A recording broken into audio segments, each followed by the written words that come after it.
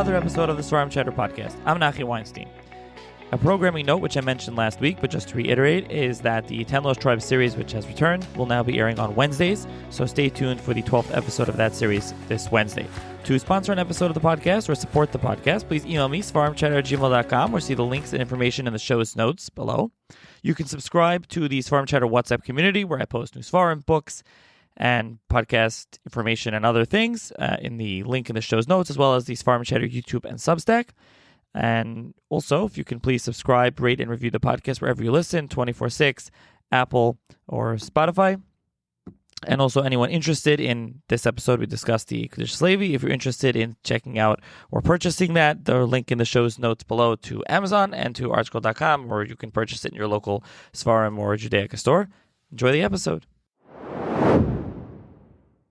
Hi everyone, welcome to another edition of the Svarim Chatter podcast. On this episode of the podcast, I'm going to be joined by R Moyshe Silk, otherwise known as the Honorable Mitchell A. Silk Esquire, former Assistant Secretary for International Markets at the U.S. Department of the Treasury, and in this context is the editor and translator overseeing the project of the brand new translation of the 3-volume Kedushas Levi, of Rab Levi Yitzchok of Berditchev, which is translated and elucidated, published by ArtScroll. I think they maybe published other chasidic texts, but this is like the first big kind of translation and elucidation project. So thank you, Rab Moyshe, for joining me. I'm really happy to be here, Nachi. Thanks so much for inviting me.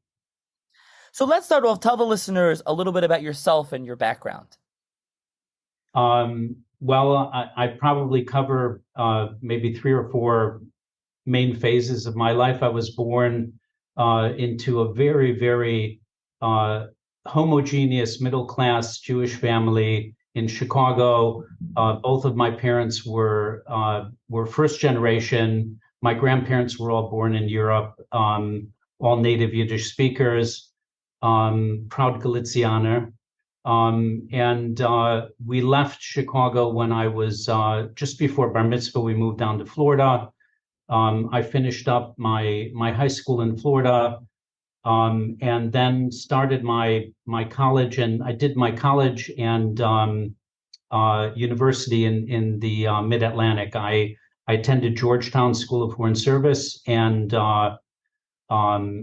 Maryland Law School. And my drive to attend those 2 institutions was because I had a very strong interest in Asia, and one of my earlier teachers encouraged me to pursue my passion, and so said, "Well, you should give Georgetown School of Foreign Service a try." So I did international relations there and Chinese language. That led me to Maryland Law School, where I spent 3 years, lived in the very lovely Park Heights area, and really enjoyed life there. And then life took an interesting turn. I got a government fellowship that took me to China, and I was in Beijing for a year right out of law school from 86, 87. After that, I settled back in New York in 1987 on the Upper East Side, and worked there until 92, at which point I went back to Hong Kong to work for a New York firm, and stayed in Hong Kong until the year 2005. And that's really when the whole Kedushas Levi concept started. I had been in Hong Kong for about a couple of years. I had started a regular chavrusa in college. I mean, certainly before that, after high school, but I started a regular chavrusa in college, and then in Baltimore with a colleague from Ner Yisrael, who I've been learning with since 1987, Rav Avram Steinberg, who lives in Muncie. And I continued a Chavrusaschaft with a couple of people in Hong Kong, but wanted to learn and access a little bit more about the very rich culture that my grandfather came from. I knew that my grandfather came from Hasidic roots. He didn't really talk about the Haim very much. When we were younger, I think it was the pain that he witnessed of pogroms and what went on in World War I before he came to the United States. So he really didn't talk about what it was like in the shtetl, what it was like growing up. It was clear to me that he was a Talmid Chacham. He had so much available to him by way of original sources, Baal Peh, that we saw whenever we went to visit him. But I really didn't understand more than the basics. So I started to do quite a bit of research on the shtetl that he was from and the Hasidus that he's from, Nadvorna. I found that while at the time, while there was a lot available in a variety of different qualities of translations, there was very, very little outside of the burgeoning literature from Lubavitch on Hasidus. And I said to myself, gee, there must be an opportunity to create a series of Hasidic classics. My first project was to do the Maimer Mordcha, which is the sefer that's attributed to the Rebbe Mordcha of Nadvorna. It's a relatively short text. The Vertlach are very short. They're pretty accessible. But I said to myself that if I really want to be serious about creating a series, I really need to start with something that is well known as an opener. So my original plan was to start with the Kedushas Levi and the Noam Elimelech. I put together two different translation teams. I was editing all of the work. Within about 6 to 9 months, it was pretty clear that the Noam Elimelech was just too hard. The degree of difficulty was just too high at the time. And so we pushed on with the Kedushas Levi. One of the interesting things that happened prior to starting the project was that in 1995, I had the opportunity to visit Ukraine. I was really very intent on going to visit my grandfather's ancestral hometown. So not that easy to make such a trip in those days. Not every town was open. We found somebody in Meir Sharim that was able to facilitate the trip. We flew into Kiev. We went to Nezhin and Gadich. From there, we went to Berditchev and Mezhebizh. And from Mezhebizh, we went over to Tarnopol, Nadvorna, Delatin, which is where my family is from, and then up to Premishlan and Anapoli, and then back to Kiev. We got to Berditchev on the late afternoon of our first day. There was a Rabbi Breuer there, Shlomo Breuer, who was sent by the Square Rebbe. He had built himself a nice little shul, and after visiting with him and his Rebbetzin, he took us over to the oil which had just been constructed, which is different from the newer one, the rebuilt one that stands today. We had an interesting experience, or rather, I had an interesting experience there, which was that the inside of the oil was not any different from anywhere else we went, not different from the Baal Shem Tov, not different from others where we went, the Balatanya. It was a small cement building, a roof. There was a matzeva in the middle of the room. There were a bunch of lech that had been used that were surrounding the caver, and some tehillim here and there. Behind the matzeva on the wall, there was a shelf with a very large ner neshama. It was a large, think of it as a glass vase that was partially filled with olive oil, and there was a wick which wasn't lit. And the fact that it wasn't lit bothered me to no extent. I tried to light it. It was impossible to get high enough up to light. Once I would kind of light the wick would go off because there was nothing to hold the wick away from the side of the jar. And ultimately I gave up. That just bothered me for the rest of the trip. And I said to myself, well, gee, when I got back to Hong Kong, if there's one thing that I can do to cast the light of the Kedushas Levi, maybe I wasn't able to do it by way of a material light with a flame, but at least let me try to cast the light of the Kedushas Levi by bringing the words of his sefer to the English-speaking world by doing a good, solid, readable, accessible translation of it. And that's where we should talk about. I do want to ask you, because you didn't want to go, one more thing though to follow up with about you and your background. Yeah. As I mentioned in the open, you were the assistant secretary for the international markets at the U.S. Department of the Treasury. How did that come about? When was that? If you can just speak a little bit to that for the listeners. Sure. So, I had some goals on the Kodesh side for my life, and I had some goals on the whole side of my life. When I was in college, I took a pretty firm decision, even though I was in the School of Foreign Service, which was a feeder for the State Department. I took a pretty firm decision not to take the Foreign Service exams and not to fight my way up through the ranks of being a career bureaucrat. I said at the time, which was over 30 years ago, that I would like to serve my government, but I would prefer to do it in as impactful a way as possible. So I decided to go into private practice, into the law, gain as much solid technical, practical skills as I could, study policy, but then at an appropriate time, seek an appointment, a political appointment. And I spent my career focusing on one regional area, which was Asia and mainly China. As I said earlier, I worked and lived there for about 15 years. On the sector side, I focused and specialized in energy and infrastructure matters. Did a lot of work on the investment and finance side of energy and infrastructure. During the campaign that led to President Trump being elected, both China and energy and infrastructure factored very, very heavily into the Trump agenda. And one of my partners from Allen & Overy, my former law firm, was appointed to a senior position in the Treasury. I was very close with him. His name is Heath Tarbert.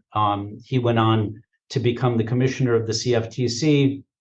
And I said to Heath, listen, I'm kind of ramping down in my practice. I was getting to the point of being close to retirement age at our law firm. And so I said to Heath, I'd be very keen to understand whether there'd be any positions at the Treasury or elsewhere for somebody of my skills. As it turned out, when Heath mentioned it to the person that was appointed to be the undersecretary, David Malpass, who went on to become the president of the World Bank, David was very intrigued with my China and energy and infrastructure background, as was the secretary, as was the president. And so they asked me to join in a senior position in 2017. That took, from the date that I got an offer, preliminary offer, it took about 6 months for me to get into the building because of the very strict clearance process. There were, financial disclosures, ethical issues, and then a lot of security clearance processes that one had to go through. But I finally started in October of 2017. My original position was Deputy Assistant Secretary for Investment, Energy, and Infrastructure. And in July of 2018, I was promoted to Acting Assistant Secretary for International Markets, at which point in time I was nominated by the president for that position, which is a statutory position that requires Senate confirmation. So that vetting and confirmation process took about 9 months. And I was finally sworn in I think it was April of 2019. And one more thing on your China connection. So you do speak Chinese. I speak 2 dialects of Chinese, Cantonese and Mandarin. And it's at points of time like this when I have the pleasure of speaking with a Jewish audience to a Jewish interview that I ask people to Hakman Ishkin China. Okay, so we'll focus on Hebrew and Yiddish, right? We're going to be, really focusing on the Kedushas Levi. Okay, so let's now get back to, as you spoke about, your interest in the Kedushas Levi and Rabbi Levi Yitzchok and publishing a new English edition of the Kedushas Levi. So we'll get to that, to the brand new translation and what you did and what went into that. But let's talk about Rabbi Levi Yitzchok. I think talking about the Kedushas Levi means that we have to talk about Rav Levi Yitzchok of Berditchev and his biography, when he was born, who his rebbeim were, his connection, how he became, the Hasidus connection, and etc., and his whole life, and where he was, and his different rabbinic positions, and then how he ended up in Berditchev. This is something you go through in the introduction, very nice introduction included with the ArtScroll edition that you put out, but I'll let you talk a little bit about Rav Levi Yitzchok before we get to the sefer, Kedushas Levi. It's a really interesting issue, Nachi. The background and the formative years of the Kedushas Levi, and how those formative years informed his life and his practice, his avodah and his writings. And it's notable and noteworthy for, I would say, probably two key reasons. Number one is the depth and the breadth of his scholarship. He came from a very, very traditional background in learning. His father was a Rav Talmid Chacham, and he himself, when growing up, had a traditional, for the time, yeshiva learning and background, and was known as an Iloi, like hands down. That enabled him to command a beautiful, wonderful shidduch to a Bas Talmid Chacham, who his shver also was a Rav. And it was not until the Kedushas Levi's early 20s that he had any exposure to Hasidus. And as it turned out, he visited a town not far from where he was living with his wife, right after marriage, where his shver was. And he visited the town of Richbal, which is where the Rebbe of Shmuel Shmelke from Nikolsburg was. The Nikolsburger had a stellar in Richbal. He was a Rav there. Levi Yitzchok went to visit in Richbal. I don't know what the circumstances were. He ended up meeting the Nikolsburger and was in awe. He was enamored with the approach. He went back to his hometown, and he was chalishing to return to the Nikolsburger to learn with him, but his shver wouldn't let. Shver was vehemently opposed to anybody that was aligned with the burgeoning Hasidic movement. And it was not until Levi Yitzchok staged a hunger strike for 2 days and 2 nights that the shver caved and allowed Levi Yitzchok to go back. And Levi Yitzchok became a Talmid of the Nikolsburger. He also went on to study with other Talmid of Baal Shem. But the second very interesting point about Rav Levi Yitzchok in terms of his approach is that he lived in a time very clearly when people saw the world of learning and avodah in pretty clear shades of black and white, okay? While he himself lived looking at the world through a spectrum of bright and very bold colors. And what is so interesting about him and his approach is that I believe, and maybe it's a little bit presumptuous of me to believe this, but if you look at the lore and the history, I believe that the Kedushas Levi very firmly felt that he was able to walk the golden mean. He was able to live without stira in both worlds and conduct himself according to the approaches and the traditions of both worlds. And it's that I feel very genuine approach of the Kedushas Levi that defined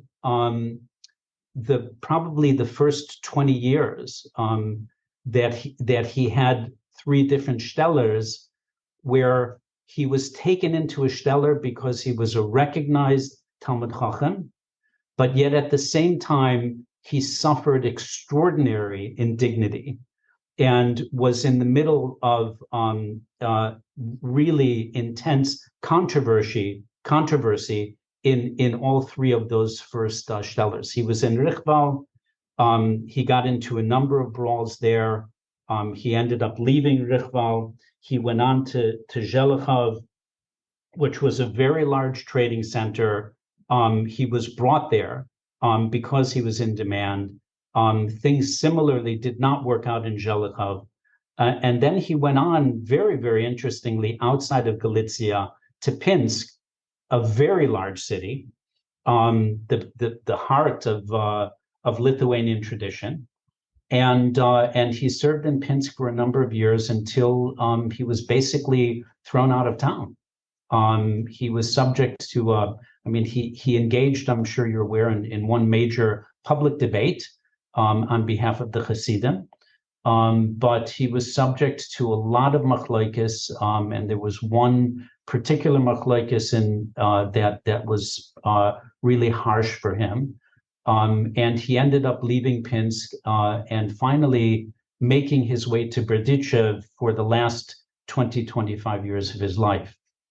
Now, it's pretty interesting, the period in Berditchev.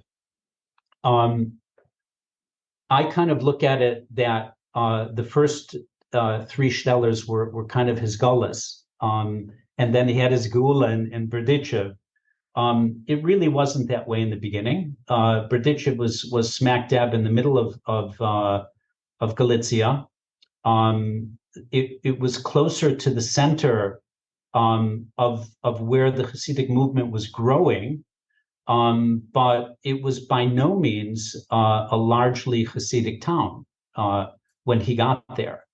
And he continued to have ongoing issues with many of the locals that were not aligned with the Hasidic movement and not aligned with his approach and his worldview. I could give you one story on that if that's of interest. The Kedushas Levi he's very, very known for the mises and the lore about how he's the great defender of Klal Yisrael. Yeah. And one could very easily get the impression that he was very much the softy, very much an easy person, overlooking everything. But the truth of the matter is, if you look at his Torahs, and you look at other of the lore around the Kedushas Levi, it's very, very clear that he had firm views and he had a sharp wit and he had a sharp way there was a sharpness about him. And we can see that in one very interesting story that occurred during his early years in Berditchev. In the shtetl, they had a number of different trade organizations, different chevras, whatever profession it might have been.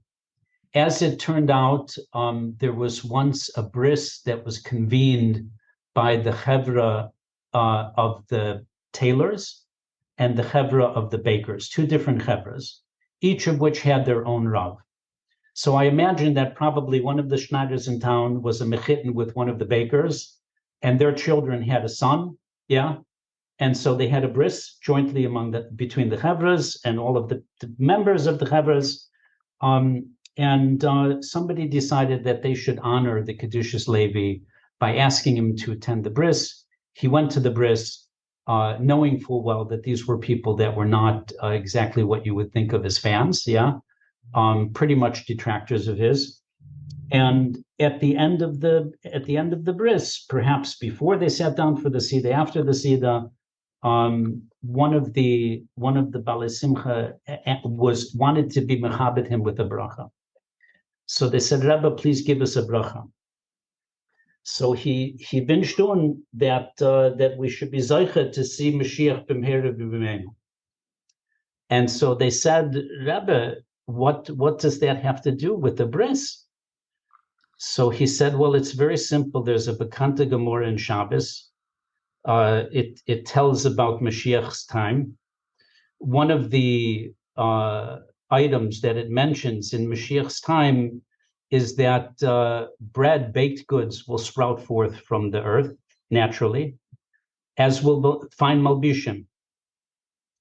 And so they were saying, Yanu. So he said, well, if Mashiach comes and baked goods sprout forth from the earth, and malbishim sprout forth from the earth, then there will be no need for bakers or tailors, and there will be no need for the rabbanim. And with that, he left.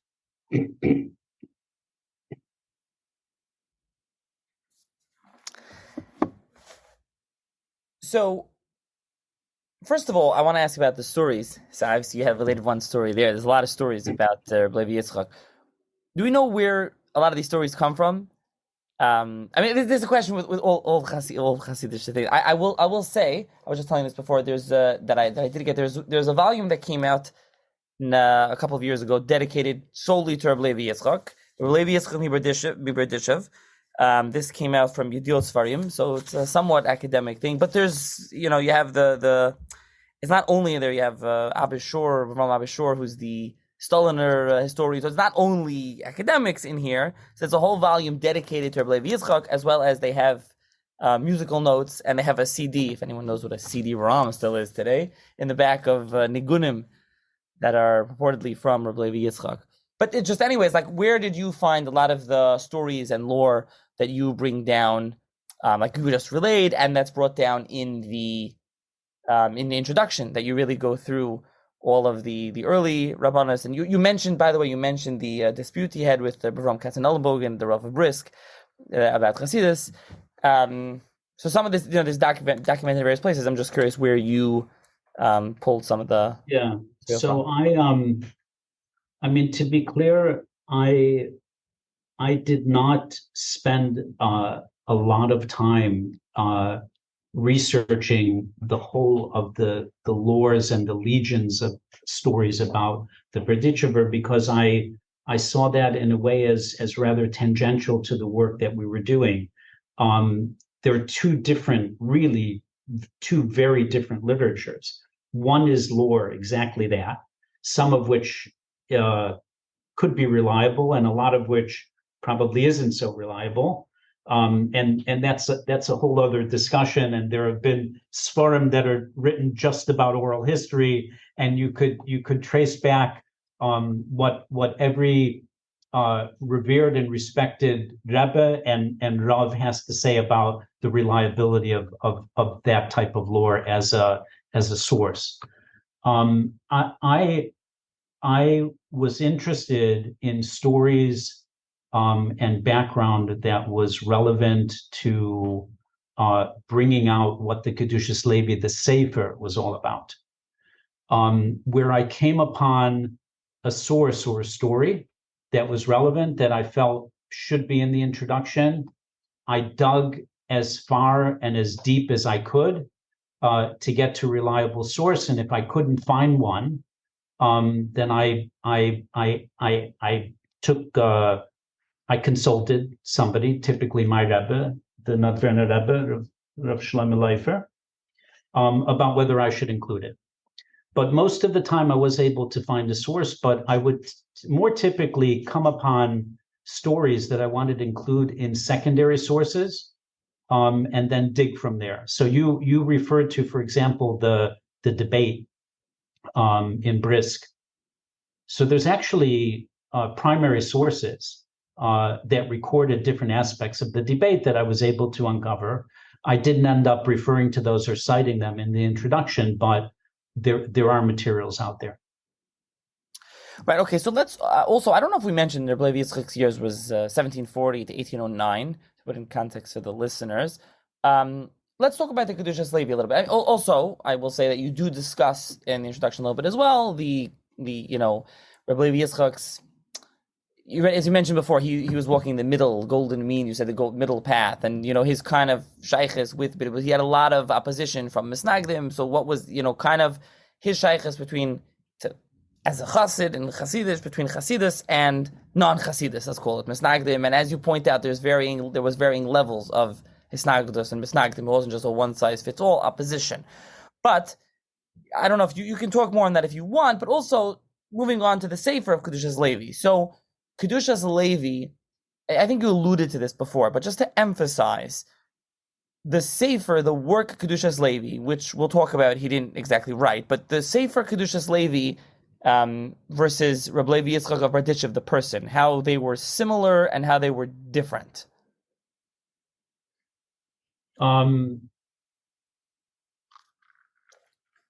The way that I would respond to that, Nachi, is that the sefer in content is very, very different than what one would think intuitively if it were a person that was just familiar with the beautiful and very nice stories that they've heard about the Kedushas Levi. And the reason I say that is because a canter through the sefer will show the reader the depth and breadth that the Berditchev had in Nigla, as well as the breadth and depth that he had in Nister. An interesting point is that we spent about 2 months compiling the 30 pages of source index, which are 3 columns long. And it's really, really very instructive to flip through the source index just to see the depth and breadth of his knowledge. So he didn't write, and he was not therefore recording every mucker as he was writing, because he didn't write. But he said all of the Torahs that are contained in the Kedushas Levi, and he said them based on his own learning.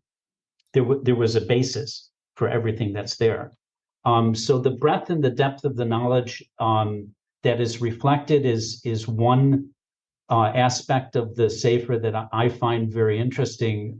But the other really interesting point that has struck me quite a bit in the couple of weeks since the sefer is now out from Art Scroll, and I've had a chance to breathe and kind of flip through it at my leisure, is that there is a range of different treatments or different types of Torahs that one will find in the sefer, ranging from some very deep content, which might even ponder the grand issues of Brias Olam, with more than a small amount of esoteric nature to the Torah and deep thinking.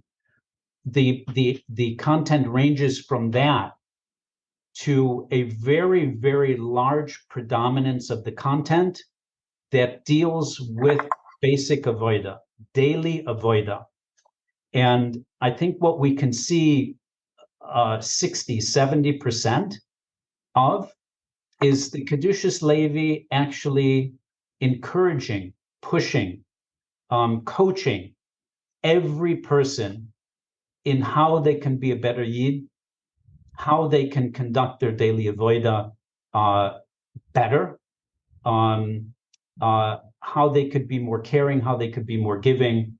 It is just there's such a predominant portion of the content that is meant to be uplifting and bringing meaning into a person's life.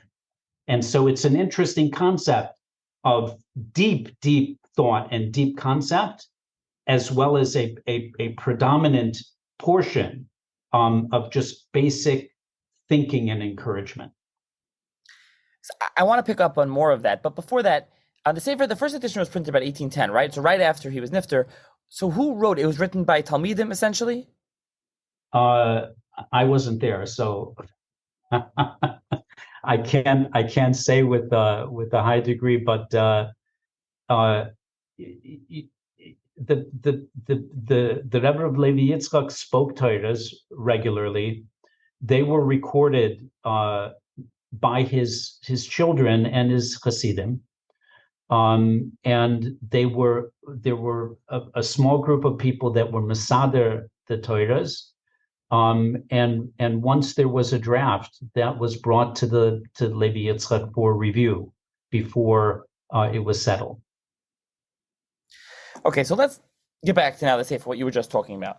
What would you say is there an overall style? Someone not familiar with Kedushas Levi, is there like one specific kind of style that the reader will encounter in the sefer, or is it that you're saying it's meant for someone's avodah to improve on one's avodah? Like, was there more like a style than that?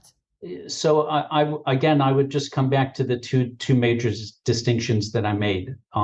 There were, I think the reader will find two major categories, among others, but two major ones. One grouping of which are more esoteric analyses, more esoteric explanations of phenomena.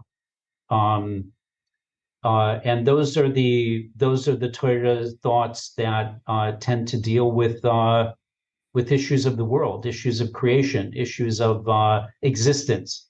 Okay, and then there is a predominance of the Torah thoughts that are completely instructive and very, very accessible in nature, that are again meant to uplift and teach. So, if any examples come to mind at any point, you want to give some examples from the sefer, please feel free to. I do want to ask you though, on the esoteric Kabbalistic parts, let's say, Art Scroll, let's just say, is known for not translating such things, as is famously of the Ramban. So what was the decision here, you or Art Scroll, what happened here with those passages in a sefer of like Kedushas Levi of such a style, which, as you said, it does contain a large amount of such passages? Yeah.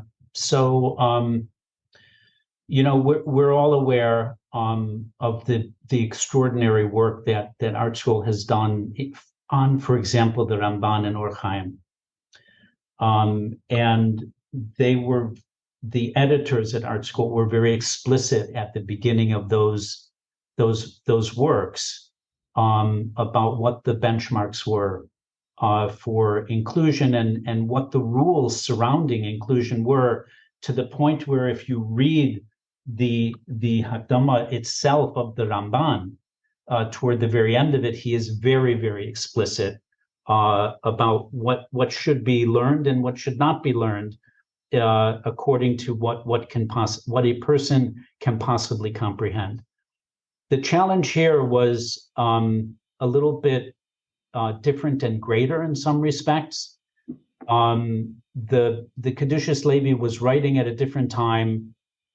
He was writing in a different lashon, and he was writing about different principles in different contexts. And the challenge here was to determine what fell in the boundaries of what the editors at Art Scroll deemed to be Kabbalah per se. And in those cases, there were two editors at Art Scroll in particular. They would take a view on what sentences or what short passages should be excised. The original Lashon Kodesh remains in our Kedushas Levi. And there is a sentence in Hebrew, in English in brackets, that simply notes for the reader that the content is of a Kabbalistic nature that's beyond the scope of the translation, and we left it at that. So my team and I, we translated and edited everything. We presented that to Art Scroll. We went through many different rounds of editing, and in the very final round, a couple of the most senior editors at Art Scroll took their views on what should be excised. I would say that in the round, there's one complete sefer, I forget whether it was Bamidbar or Devarim, that had nothing excised whatsoever. The remaining svarim in the third volume, which covers Vayikra, Bamidbar, and Devarim, the remaining two had a relatively limited amount excised. It was more in Bereshis and Shmois that tends to deal with, has some content that is a little bit, touches on issues that lend themselves to more esoteric analysis, where there on a relative basis there was more excise, but even in Bereshis and Shemos there was not. It's not as if you're going to go for many pages, let alone one page where there's no English on the page. But interestingly, in the introduction, as they call it, a note to the reader, after the introduction, they discuss world, they discuss Elamis, and there is a nice overview of the spheres, of the Esther spheres. Yeah, so I wanted to give a little bit of background on that. At the beginning of this project, when we submitted to Art School, we felt that the readers really needed to have a little bit of a roadmap up front on some of the basic concepts of Hasidus. I would like to call it Hasidus, not Kabbalah. Yeah. And so we prepared a pretty lengthy discussion. It was a little bit more detailed than what appears in the print. Some of it we took a view was a little bit too esoteric, and the view was probably very few people, if any, would benefit from a couple of the sections, and I mean really just a couple of the sections. But yes, there is a discussion of the spheres, and there is a discussion of the Oilamis, and they are discussed in the context of what is practically relevant to the individual in terms of the individual's avoida in order to understand what the Kedushas Levi is saying. And I think it's safe to say that anything that is in our edition of the Kedushas Levi that is translated appears in one form or another in an Art Scroll publication. So you talk about the spheres. I did a lot of research on this, by the way, right? As we were going through and doing the editing. If you look at, I happened to look at the Nusach Sfard Yom Kippur Tisha B'Av Slichas. And I want to say at the very beginning of that, there is a lengthy discussion of the spheres. And so, yes, we have discussion of the spheres and discussion of the Oilimus at the beginning of the volume, and the content that is in there is relevant to specific issues that the Kedushas Levi deals with that are relevant, again, to personal individual avodah. Right, and there's a number of other things as well. You discuss the divine names, the Shem of Hashem, letter permutations like Atbash. You talk about Gematria, and again, as you make clear here in the note to the reader, as it pertains to the context of the Kedushas Levi, it's not just a broad sweep of an overview of these inyanim, of these topics. It's as it relates to the Kedushas Levi and Chassidus especially. So, all that being said, what kind of challenges arise in such a large translation project? I think we should make clear here that just the size of the volumes for those that haven't seen them. So the first volume, including the index, including the source index, because in each volume, which is nice, you didn't put just the index in the back, it's 591 pages. The second volume, including the source index, as you mentioned, the source index is 3 columns per page, is 530 pages. And the third and final volume is...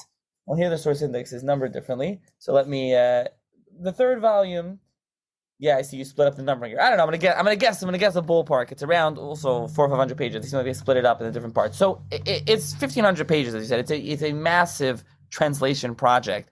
So what kind of challenges did you and your team, and we can talk about who else was involved, face in translating something like this? Yeah, just a clarification. The all 3 volumes are just under 2,000 pages. It's about 1,960 something, give or take. Volume 3 is 756 pages. That's why the pagination changes, because I see now why. Because it's Vayikra till Dvarim. So Vayikra till Dvarim, every sefer has different. They didn't just go like page 1 through the end. So as I'm like eyeballing it, I'm trying to figure out here live. Okay, so it's again even bigger than I said. So it's massive, this project. Yeah. Listen. The simple response is that the challenges that we confronted over a 30-year period bring the terms of Lefum Tsar Agra and Kol HaKavah L'Tova to levels and depths that one can't even imagine. You know, you could look at the challenges in like 4, 5, 6, 7 different buckets. There were challenges of translation. Some of it was very basic translation on a word or on a phrase. Other was how you would convey a particular concept. There were challenges of translation that related to unpacking a particular concept in a manner that would satisfy Rav Shia Brander's requirement. Rav Shia of Art Scroll has his fingerprints throughout this whole sefer, not limited to the beautiful layout that he did, but he really drove my team to ensure that we comported with his requirement that every single entry, every Torah thought, read like a shiur. And so when we would hit a concept or a very dense passage, it would take us 5, 10, 15, 20 attempts to actually unpack it in a way that we felt we had satisfied Rav Shia's requirements. So there was a high degree and multi-dimensions of challenge on the straight translation front, but that's just the translation. We then had years of rounds of editing to ensure consistency of style and rendering of Hebrew terms, of technical terms, reference terms, and of punctuation even. Just your typical, stylistic and copy editing was heavily challenged. But the one that sticks with me because it's the nightmare that's so closest to mind were the great challenges that we had in formatting. And again, I'm happy that we went through those challenges because the volume is a better volume because of that. I always had a dream that we would render this translation on a phrase-by-phrase basis. I felt that it would be a better learning tool and would help people relate on a more basic level to the translation.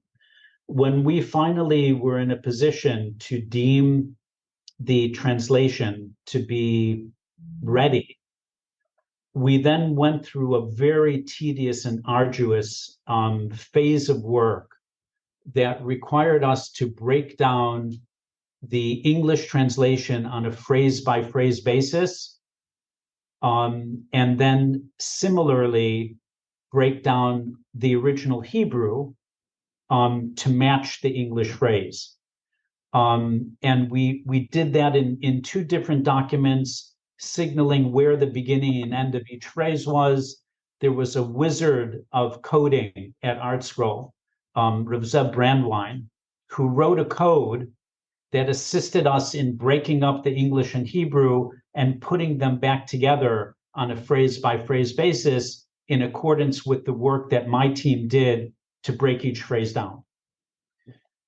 We learned after having gone through a couple of months of breakdown, not emotional breakdown, but breaking down of the text. We learned after we broke down the text and then through Zeb's wizardry of coding, zipped them back up together so that it was Lashon Kodesh phrase followed by English phrase. We learned that it just didn't work. We had not done a translation on a word by word basis or word for word basis. And as a result of that, that approach just didn't work. Many months of work went down the drain, as it were. There was a tachlis in it because we had to unzip everything and then re-put it back together on a paragraph by paragraph basis. In doing that, that created other knock-on issues. We lost all of the punctuation in the Hebrew, so we had to repunctuate the whole of the Hebrew. But ultimately, we would not have ended up on the brilliant layout that Rav Shia ended up formulating for this volume without having gone through that what was seemingly painful exercise. And I say beautiful layout because it wasn't until not this last Shabbos, but the Shabbos before, that I actually had the sefer in my hands, and I was actually able to look at it at the Shabbos table before I went to shul in the morning. And I have to say that the words just float off the page because of this layout. Yeah, it's very nice, and you have these passages essentially followed by the translation and the elucidation, so the bold and then the non-bold translated into elucidation. I do want to ask you, oftentimes a lot of the article volumes, besides for the, however they do it, like I say, word by word or the passages, but then they have the translation and the elucidation, they also have some sort of notes, or I don't know what you want to call it, commentary on the bottom. This volume has very light on that. It's mainly sources with some here and there. Was that because the 3 volumes, as you say, come to 1,900 pages, and that would just make it like 5,000 pages? Was there a reason for that not really having much beyond the translation? I want to clarify. It's not having much. There's it's elucidated, so it's not like it's not having much. I should clarify that, but I just mean those notes that listeners with other volumes, other article volumes have. So our benchmark was that whatever was necessary to enable the reader to get through the passage, whether it was by way of elucidation directly in the words of the Kedushas Levi, or a separately broken out explanation that's in a different font after a translation, we felt that everything was there. We wanted to put everything in front of and before the reader, and not ask the reader to constantly have to go from top of page to bottom of page back to top of page. So our standard was whatever is required to understand, it either goes in by way of elucidation or it goes in by way of an explanation. That being said, every place where the Kedushas Levi refers to a source, we give that source citation at the bottom of the page. Right, and that is in there. That's a good point to clarify.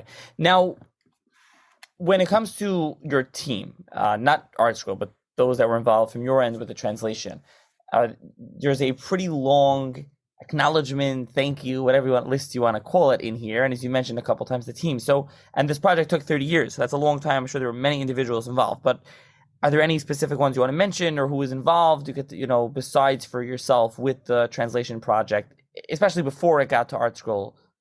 Yeah. So, I mean, I want to mention everybody, because everybody deserves, credit due for sticking with the project for so long. And even those that joined later, every single person on the team was just extraordinarily dedicated to the task at hand, and really shared ownership. They really wanted to be a part of the project, and it showed in their work and in their dedication. The main translation team was comprised of 4 or 5 Rabbanim. The main oar of the beginning translation was done by Rebbe Eliezer Danziger, who lives in Toronto. Moyshe Wisniewski, Rav Moyshe Wisniewski, who lives in Yerushalayim, was very heavily involved in polish, elucidation, and final editing. I more than generously relied on Rav Shlomo Weinberg of Kansas City over the last, say, 3 years for clarification, final editing, elucidation. He's somebody that's been at translation for decades.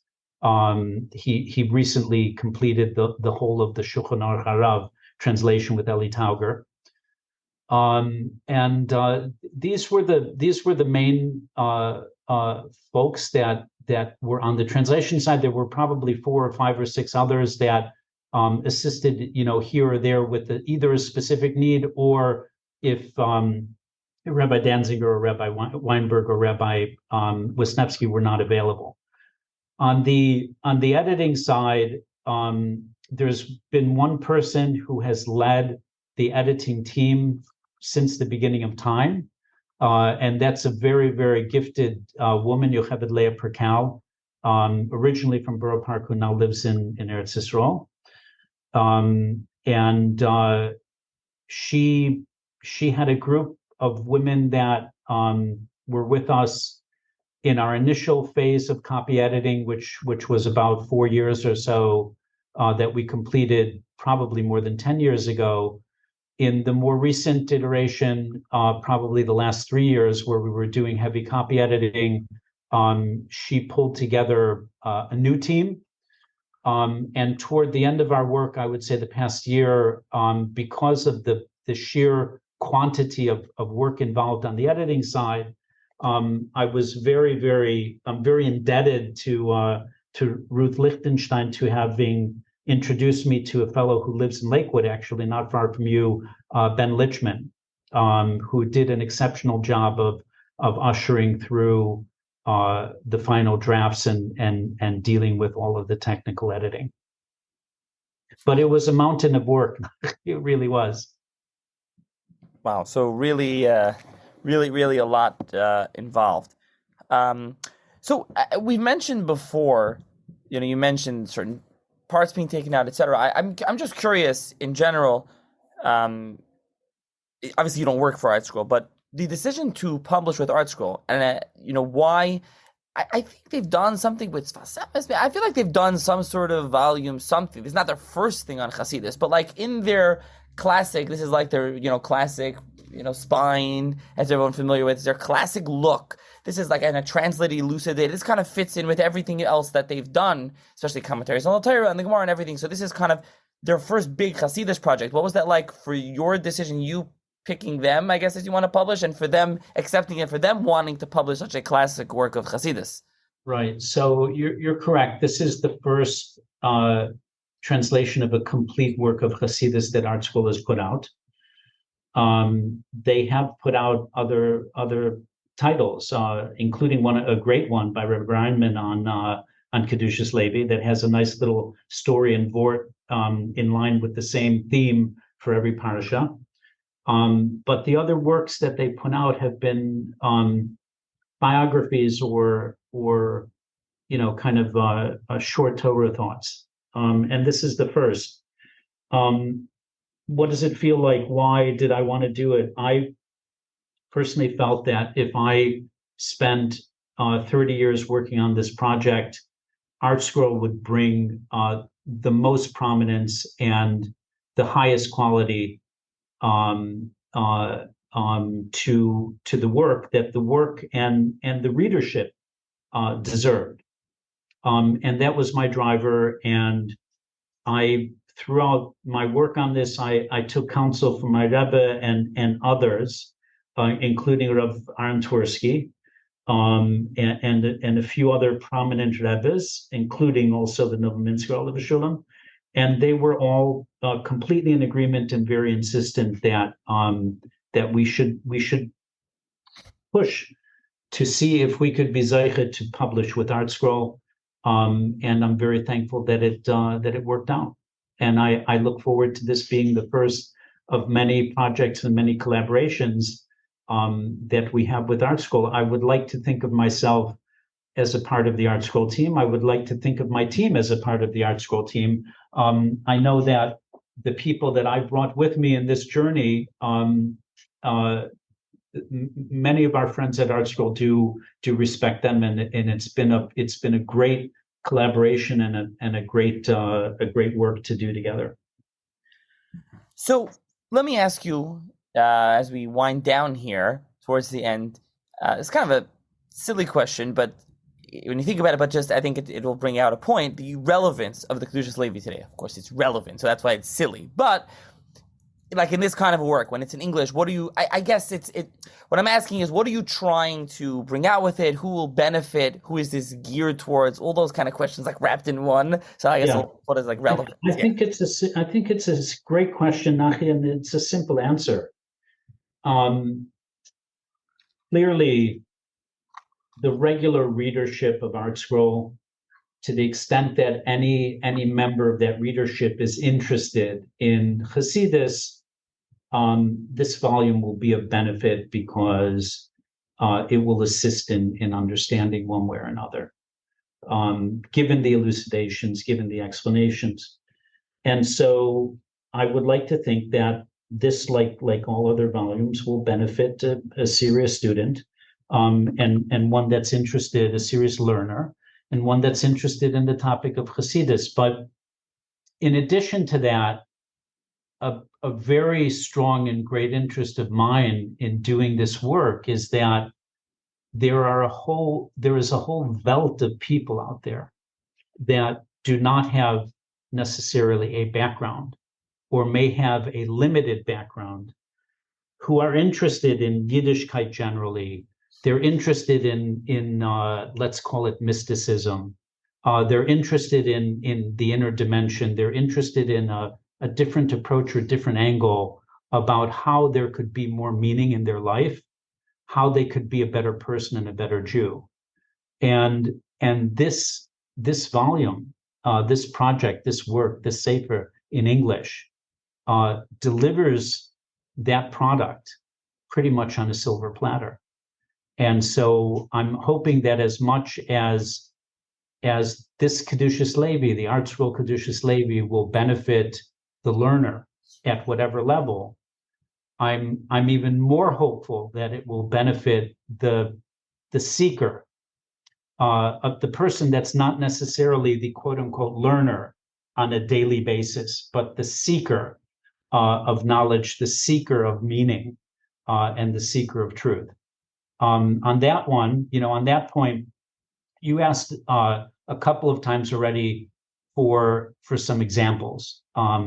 And so I'm not going to do like the couple in Berditchev about Brias Oilam, yeah. But I wanted to, I want to give one prefatory remark, which is that since I've been in the final editorial stages, I've realized that what we really need is a companion volume. And I've already started work on a new project that I'm calling for now the Practical Wisdom of the Kedushas Levi, where I plan to have just one thought per page, with one takeaway that's relevant to daily life.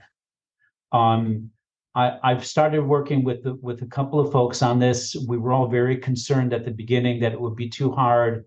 We wouldn't be able to distill it. We wouldn't be able to find enough appropriate entries. But I found just over the past 3 weeks, every single parsha, there are too many. I can't write them quickly enough. So I just wanted to share two simple and punchy thoughts. The first one comes from Parshas Berditchev, dealing with the beginning of time, Brias Oilam, the Midah of Emes has Tanis on the Eibishter, and says that you cannot create the world. You cannot create the world because I have serious concerns that Sheker will reign. And so the Eibishter took the Midah of truth seriously. As it says in Tehillim, he hurled the Midah of truth down into the world, so that truth would sprout forth. And the Kedushas Levi brings that out and simply says that every relationship that we have on every level is based on truth. And without it, there's no basis for the relationship, there's no meaning. There's more to it, but in a word, truth is of the essence, and truth is the foundation of every relationship. It takes a little bit longer to get through that particular shtickle of Torah thought, but that's the basic meaning. But I was at a simcha this last weekend in Ofrif and a chasna of a dear friend in California, And so every week I look at, obviously look at the parsha, and I consider whether there's something that is relevant to say over. Now, there were a lot of speakers, so I didn't have the opportunity to share this orally. I did notice after I went through this particular Torah that the Melech Biederman spoke on this. There's a video available where he conveys this thought in a much more powerful way than I possibly can. But the Kedushas Levi brings out a very simple point on Avos Yisrael, a very simple point about how we look at the next person, how we treat and how we judge the next person. By focusing on the lecha in shoftim v'shoitrim titen lecha. So the Kedushas Levi asks, why lecha?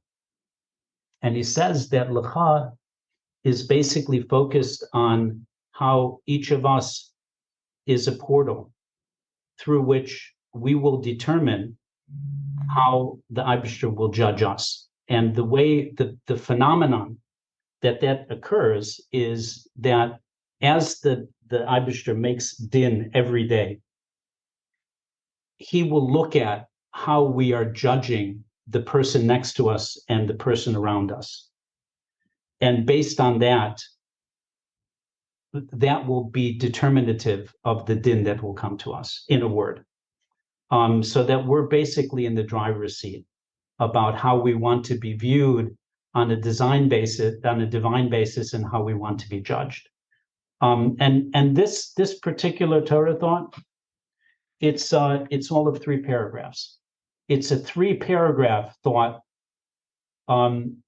pretty simple, very, very accessible, and extraordinarily powerful, really, really relevant to daily life.